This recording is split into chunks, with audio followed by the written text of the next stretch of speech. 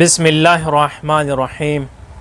امام حسین علیہ السلام نے انسان کو آخرت کی طرف متوجہ کرتے ہوئے ارشاد فرمایا، عباد اللہ، اے بندگان خدا، لا تشتغلوا بالدنیا، تم دنیا میں مشغول نہ ہو جاؤ، اپنے آپ کو دنیا میں اتنا مشغول نہ کر دو کہ آخرت کی طرف متوجہ نہ ہو، بالکل اس سے غافل ہو جاؤ، ایسا نہ کرو، بلکہ کیا کرنا چاہیے؟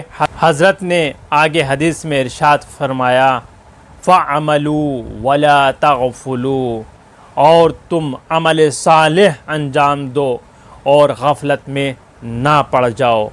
یعنی انسان ایسا نہ ہو دنیا کی چمک دمک میں اور سکوں کی کھنکھناہٹ کی آواز میں کہیں اسی میں مشغول نہ رہے، بلکہ آخرت کی طرف بھی متوجہ ہو اور عمل صالح اپنے ساتھ لے کر جائے، عمل صالح انجام دے، چونکہ قبر میں جانے کے بعد صرف اعمال صالح اس کے کام آئیں گے، دنیا، مال، دولت، شہرت، کوئی چیز اس کے کام آنے والی نہیں ہے۔